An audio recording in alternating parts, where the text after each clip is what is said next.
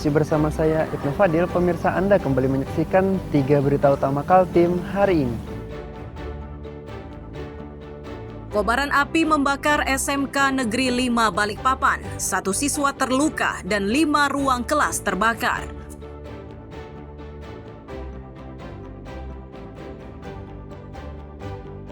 Polisi membekuk otak penembakan seorang pria di Samarinda, peran pelaku sebagai penghubung juru tembak.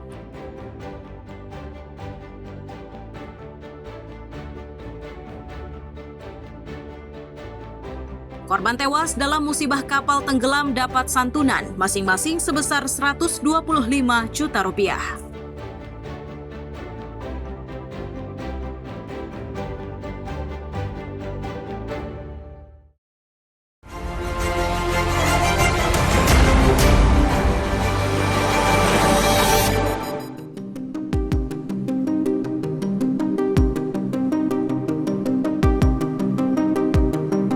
Seorang turis asal Cina bernama Zhang Xiaohan ditemukan oleh tim SAR gabungan dalam kondisi tidak bernyawa.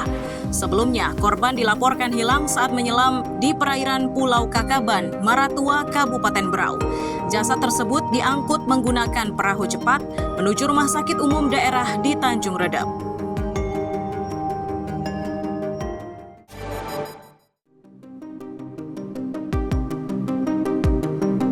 Kendaraan bermotor mulai dari roda 2 hingga roda 4 ini terpaksa harus berbelok arah menuju ke halaman Sport Center Balikpapan baru. Itu terjadi saat Ditlantas Polda Kaltim bersama petugas gabungan menggelar razia. Dari razia tersebut, 200 kendaraan roda 2 dan 100 kendaraan roda 4 yang terjaring.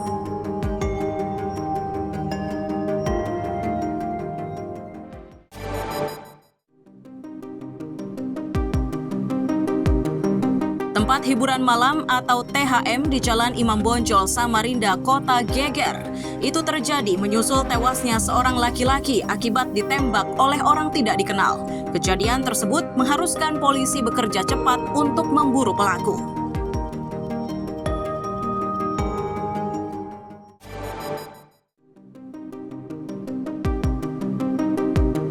Polisi di Samarinda berhasil mengungkap aksi penembakan di kawasan Jalan Imam Bonjol, Samarinda Kota pada Minggu dini hari. Tercatat 9 orang yang diduga terlibat penembakan berhasil diringkus kurang dari 24 jam. Bersamanya disita barang bukti berupa senjata api, belasan butir peluru, sebuah mobil, dan 2 sepeda motor yang dikendarai para pelaku saat beraksi.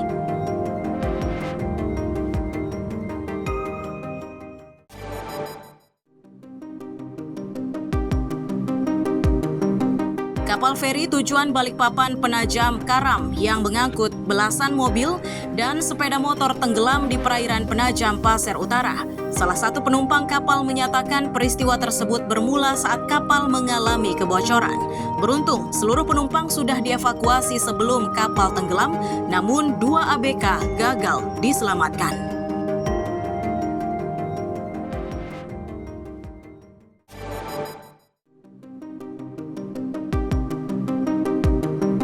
Kebakaran di kawasan RT 31 Karanganyar, Balikpapan Tengah menelan korban jiwa. Korbannya adalah anak perempuan yang berusia 5 tahun. Korban ditemukan petugas di tengah puing bangunan yang terbakar. Dari warga diketahui terdapat 5 rumah yang hangus terbakar. Sejauh ini penyebab kebakaran yang memakan korban jiwa ini masih diselidiki polisi.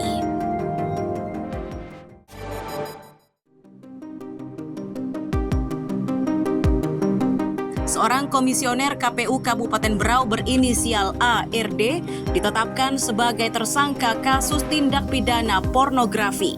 Perkara tersebut bermula saat pelaku mengancam seorang staf yang mengajukan berhenti bekerja.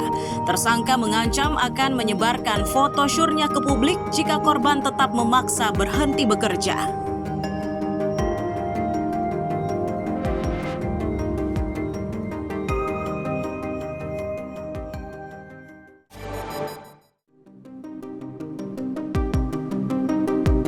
Seorang seorang wanita asal Desa Libang, Kecamatan Lumbis, Kabupaten Nunukan melapor ke kantor polisi dan menyatakan jika suaminya hilang saat berburu. Dalam laporannya, sang suami belum juga pulang, sementara 2 rekan lainnya sudah pulang. Untuk membantu pencarian, sejumlah personel dikerahkan, termasuk relawan masyarakat peduli bencana.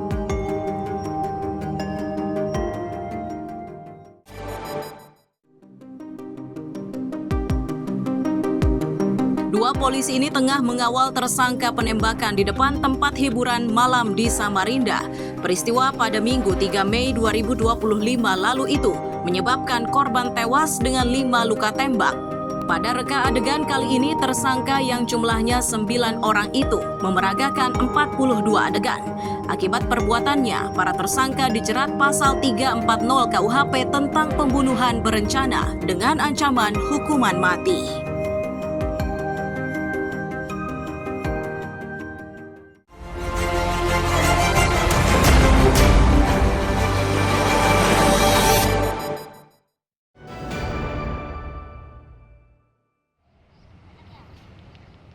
Polresta Samarinda masih memburu pelaku penembakan Dedi Indrajit Putra. Peristiwa yang terjadi di kawasan Jalan Imam Bonjol, Samarinda Kota itu menyebabkan Dedi tewas akibat terjangan timah panas. Dari hasil perburuan itu, polisi akhirnya menangkap otak penembakan. Orang berinisial R tersebut ternyata pemilik senjata api yang digunakan untuk menembak korban. Dari penangkapan ini, maka jumlah tersangka bertambah menjadi 10 orang. Kapolresta Samarinda menyatakan tersangka terakhir ini memiliki peran penting. Pertama, menjadi pihak yang menghubungi juru tembak. Selain itu, ia juga yang menunjuk tersangka W sebagai pemantau aktivitas korban yang berada di sebuah tempat hiburan malam. Ada beberapa peran yang kami rasa itu cukup penting dan cukup krusial peran dari saudara K alias R ini, yaitu yang bersangkutanlah yang